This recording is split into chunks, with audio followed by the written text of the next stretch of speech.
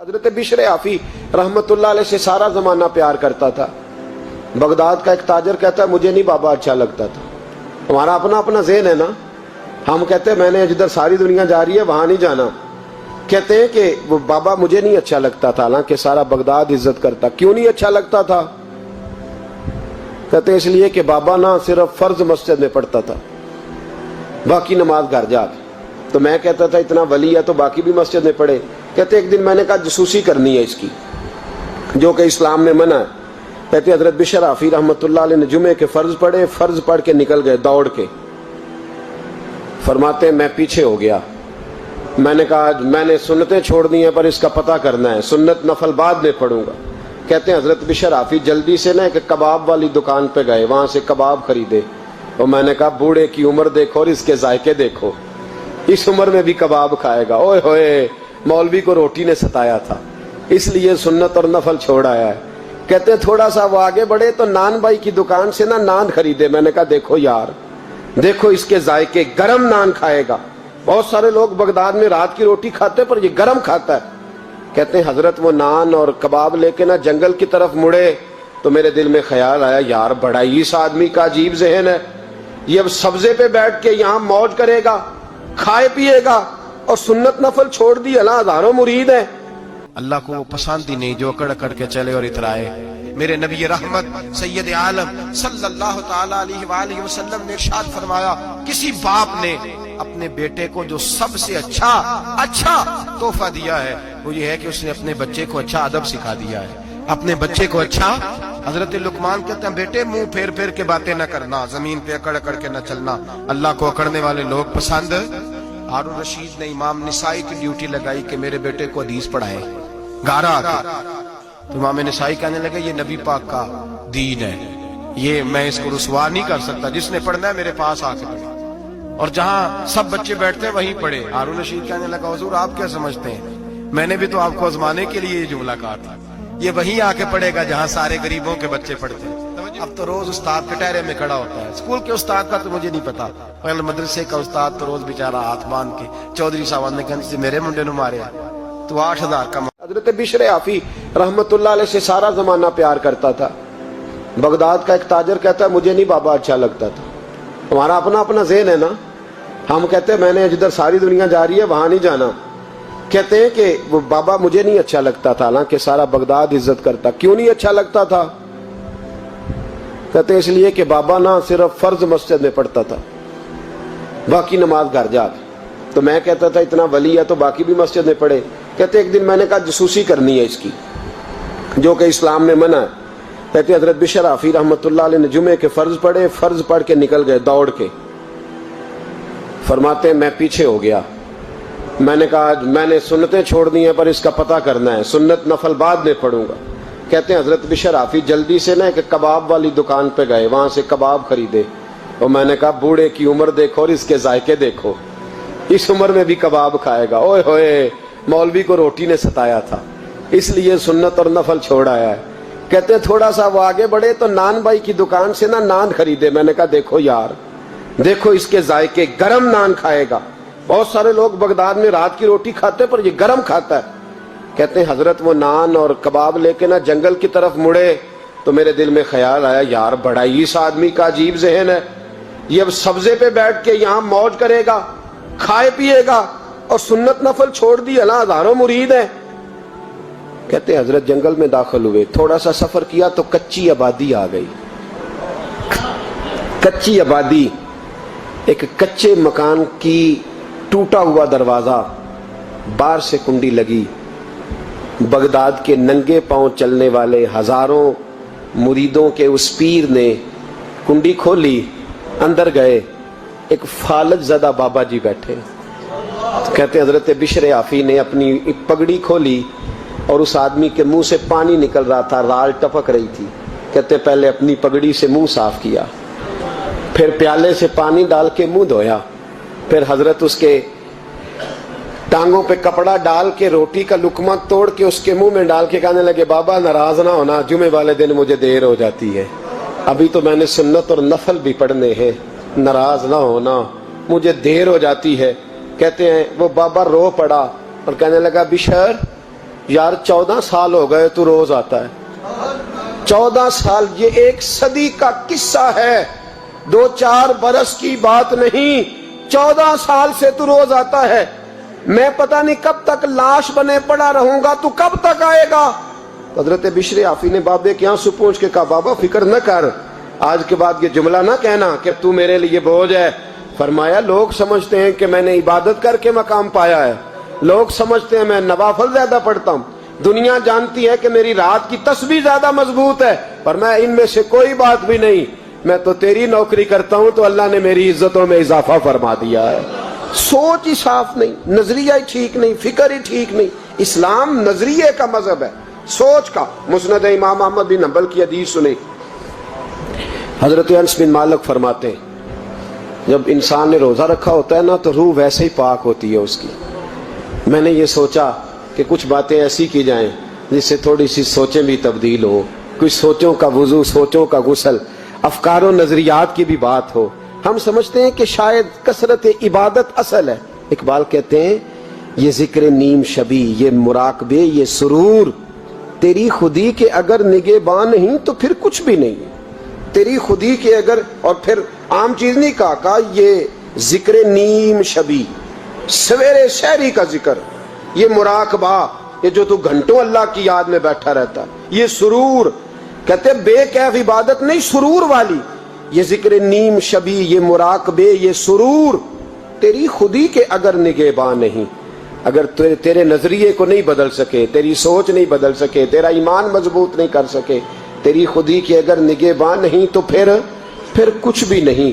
اور خرد نے کہہ بھی دیا لا الہ الا اللہ تو کیا حاصل, دل و نگاہ, دل و نگاہ, دل و نگاہ اگر مسلمان نہیں تو پھر کچھ بھی نہیں. دل و نگاہ.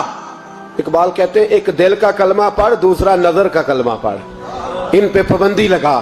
دل و نگاہ اگر مسلمان نہیں تو پھر تو کچھ بھی نہیں, کچھ بھی نہیں. حضرت انس بن مالک کہتے ہیں میں حضور کے پاس بیٹھا تھا, حضرت عبداللہ ابن عمر بھی بیٹھے تھے, کوئی بات ہو رہی تھی, ایک حجرے میں بیٹھے تھے, دروازے پہ دستک ہوئی. مسند امام احمد میں حدیث ہے, نبی پاک علیہ السلام نے فرمایا انس دروازہ کھولو, دروازے پہ وہ بندہ ہے جس کو اللہ بغیر حساب کتاب جنت عطا فرمائے گا, وہ بندہ ہے دروازے پہ. حضرت انس بن مالک کہتے ہیں میں نے دروازہ کھولا تو بندہ دیکھا, غریب سا ایک انصاری صحابی, اور بندہ بڑا سادہ, وضو تازہ کر کے آیا ہے تو پانی کے قطرے داڑھی سے بہہ رہے ہیں, اور چمڑے کے جوتے اس نے لپیٹ کے نا تو بغل میں چھپائے ہوئے. آ کے عطیات کی حالت میں بیٹھا, حضور سے 2-4 باتیں کی, چلا گیا. ہم اس کا رنگ دیکھتے رہے اور مصطفیٰ کا کرم دیکھتے رہے. اس کو حضور نے جنتی کہا ہے. کہتے ہیں اگلے دن اسی ٹائم اسی وقت ہم حضور کے پاس بیٹھے تھے, پھر دروازے پہ دستک ہوئی. حضور نے فرمایا دروازہ کھولو, دروازے پہ وہ بندہ ہے جسے اللہ بغیر حساب کتاب جنت عطا فرمائے گا, بغیر حساب. کہتے ہیں دروازہ کھولا, اور جیسے ہی میری نظر پڑی بندہ بھی وہی ہے جو کل آیا تھا, اور انداز بھی وہی ہے جو کل تھا, اسی طرح پانی کے قطرے, اسی طرح جوتے بغل میں. السلام علیکم, کل حضور فلاں بات کی تفصیل پوچھنی مجھ سے رہ گئی تھی, غلطی ہوگی, دوبارہ آیا ہو. اس نے اپنی گفتگو کی, چند جملوں میں بات سمیٹی, چلا گیا. فرماتے ہیں اتفاق کی بات کہ دن تیسرا, بندے بھی ہم دونوں, میں اور عبداللہ ابن عمر. حضرت انس بن مالک کہتے ہیں دونوں بیٹھے تھے, سیم ٹائم سیم ڈے. پھر دستک ہوئی, حضور نے فرمایا دروازہ کھولو, اور مسکرا کے فرمایا دروازے پہ وہ بندہ ہے جسے اللہ بغیر حساب کتاب جنت عطا فرمائے گا. کہتے ہیں کھل اٹھے ہمارے چہرے, باہر گئے, دستک ہوئی تھی, دروازہ کھولا. فرماتے ہیں مجھے یقین تھا وہی ہوگا جو 2 دن پہلے آیا تھا, اور میرے یقین کے مطابق ہی کام ہوا. وہی بندہ تھا جو کل بھی تھا, جو پرسوں بھی تھا, حالت اور کیفیت اور انداز بھی وہی تھا.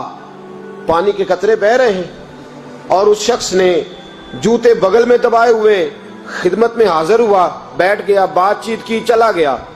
حضرت انس بن مالک کہتے ہیں تھوڑی دیر ہوئی تو حضور بھی تشریف لے گئے. حضرت عبداللہ ابن عمر مجھے کہنے لگے یار ویسے کتنے اس کے نصیب ہیں, کتنے نصیب ہیں. کوئی آیا لے کے چلا گیا, کوئی آیا لے کے چلا گیا, کوئی عمر بھر بھی نہ پا سکا. میرے مولا تجھ سے گلا نہیں, یہ تو اپنا اپنا نصیب ہے, یہ تو اپنا اپنا اور نہ کسی کے حال پہ طنز کر، نہ کسی کے غم کا مذاق اڑا، وہ جسے چاہیں جیسے نواز دے، یہ مزاج لطف رسول ہے صلی اللہ تعالی علیہ وسلم۔ کہتے ہیں ہم لوگ گفتگو کرنے لگے، عبداللہ ابن عمر مجھ سے کہنے لگے یار ویسے پتہ کرنا چاہیے یہ کون سا عمل کرتا ہے، پتہ کرنا، جیسے ہم نہیں پتہ کرتے کہ یہ بندہ بڑا چمک گیا، پتہ کرو کون سا کاروبار کرتا ہے، ذرا اس کی جاسوسی تو کرو۔ اور بندے بھی بڑے سمجھدار ہیں، وہ سائیڈ بزنس نہیں بتاتے، وہ کہتے ہیں وہ جو میرا علیحدہ ہے وہ نہیں بتانا، کہیں یہ نہ شروع کر لے۔ حالانکہ انسان کے پاس جو خوبی جو اللہ نے اسے دولت دینی ہوتی ہے وہ اپنا اپنا نصیب ہوتا ہے، وہ گھر میں بیٹھے بھی اللہ عطا کر دیتا۔ وہ کہتے ہیں کہ پتہ کرو کیا عمل کرتا ہے، تو حضرت عبداللہ ابن عمر کہتے ہیں میں اس کے پیچھے ہو گیا، اس سے سلام لی، تو میں نے کہا مجھے 2-3 دن کے لیے مہمان بنا لو گے؟ مان نہ مان میں تیرا مہمان، 2-3 دن کے لیے مہمان بنا لو گے؟ تو کہتے ہیں مجھ سے کہنے لگا کوئی گھر میں جھگڑا ہو گیا، کیونکہ پڑوس میں تو تمہارا قریب ہی تو تمہارا گھر ہے، میرے مہمان بننے ہو، کچھ جھگڑا ہے؟ تو میں نے کہا چلو ایسے ہی سمجھ لو پر مجھے مہمان بنا لو۔ کہتے ہیں میں 3 دن اور 3 راتیں اس شخص کے ساتھ رہا، وہ کتنا صدقہ کرتا ہے میں نوٹ کرتا رہا، نماز کتنی پڑھتا ہے اس کا کیا، میں چاہتا تھا کہ وہ عمل مجھے ملے، اس کی برکت سے مصطفیٰ نے اسے 3 مرتبہ جنتی فرمایا ہے تاکہ وہ کیفیات مجھے بھی ملے۔ حضرت عبداللہ ابن عمر کہتے ہیں کہ میں نے کوئی خاص چیز نہیں دیکھی، وہ عشاء پڑھتا تو فجر تک بستر پہ کروٹیں لیتا اور میں الحمدللہ اٹھ کے تہجد بھی پڑھتا، نوافل بھی پڑھتا۔ کہتے ہیں وہ 1 سپارہ پڑھتا میں 3 پڑھتا۔ فرماتے اس نے 3 دنوں میں کھجور بھی صدقہ نہیں دی، کہ کھجور بھی، اور میں نے بڑے بڑے غریبوں کی مدد کی۔ میں کہنے لگا کہ عمل تو میرا زیادہ ہے اس سے، پھر خوبی کیا ہے؟ خاص توجہ کرنا، اسلام اور دین کا جو فکری اساس ہمیں صحابہ نے دی۔ حضرت عبداللہ ابن عمر کہتے ہیں میں نے تیسرے دن اسے کہا بھائی اللہ تیرا بھلا کرے، تو نے بڑی خدمت کی، میں نے جانا ہے میرا کوئی جھگڑا نہیں ہوا تھا، میں تو بس تیرا عمل دیکھنے آیا تھا کہ تو عمل کیا کرتا ہے۔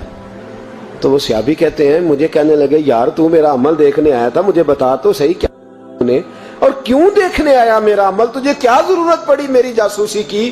تو کہتے ہیں مجھ سے جب اس نے سوال کیا تو میں نے اس کو کہا بھائی تو 3 دن آیا نا، ہم بیٹھے ہوئے تھے؟ کہا ہاں میں آتا رہا ہوں۔ کہا 3 دن نبی پاک نے فرمایا اللہ تجھے بغیر حساب کتاب جنت عطا فرمائے گا۔ تو میں چاہتا تھا کہ میں ذرا جاسوسی کروں، ذرا دیکھوں، کھوج لگاؤں کون سا ایسا عمل ہے، آپ بھی ذرا دھیان دیجئے گا کون سا ایسا عمل ہے۔ حالانکہ تو عشاء پڑھتا ہے اور اٹھ کے فجر پڑھتا ہے، میں تہجد بھی پڑھتا ہوں، تیرا سپارہ 1 ہے میرے 3 ہے، کون سا ایسا عمل ہے جس کے سبب تجھے جنت ملے گی؟ کہتے ہیں وہ صحابی کہنے لگے یار کوئی ایسا عمل نہیں، کوئی شے نہیں، میں اس قابل ہی نہیں، من نانم کے من دانم، جو میں ہوں مجھے پتا ہے۔ کہا پھر کوئی بات تو ہوگی، تیری مہربانی بتا دے، میں نے 3 دن 3 راتیں محنت کی ہیں، بتا دے۔ کہتے ہیں وہ کہنے لگے اگر تجھے بتاؤں نا تو پھر سن، میں جب رات کو سوتا ہوں تو اپنے دل پہ نظر ڈالتا ہوں اور سویرے جب اٹھتا ہوں تو پھر اپنے دل پہ نظر ڈالتا ہوں، موبائل پہ نہیں، کنجی پہ نہیں کہ چابیاں کدھر ہیں، بٹوے پہ نہیں، میں رات کو سوتے ہوئے بھی اپنے دل پہ نظر ڈالتا ہوں، سویرے اٹھتے ہوئے بھی میں سب سے پہلے اپنے دل پہ نظر ڈالتا ہوں۔ فرماتے ہیں الحمدللہ میرے دل میں کسی کا حسد نہیں ہے، کسی کے بارے میں کوئی کینہ نہیں ہے، کوئی کسی کے بارے میں میل نہیں، میں اللہ کے ہر بندے کے بارے میں سوچ، نظریہ، فکر اچھی رکھتا ہوں۔ اور فرمایا میں تیرے بارے میں بھی عبداللہ یہی سوچتا ہوں کہ تو مجھ سے زیادہ نیک ہے۔ الحمدللہ اس وقت بھی میرا ذہن یہ ہے کہ انس بن مالک مجھ سے زیادہ پرہیزگار ہے، اس وقت بھی میری سوچ یہ ہے کہ محبوب کے سب صحابہ میں سب سے کمزور میں ہی ہوں۔ نبی عبداللہ ابن عمر کہتے ہیں میں نے اس کا ہاتھ چوما، میں نے کہا سمجھ آ گئی ہے، تیرا نظریہ، تیری سوچ پکی اور سچی مسلمان ہے، تو دل اور روح کا مسلمان ہے، تو نظر اور روح کا مسلمان ہے۔ یہ سبب ہے کہ اللہ کے رسول نے زمین پر چلتے ہوئے بھی تجھے 3 دفعہ جنت کی بشارت عطا فرمائی۔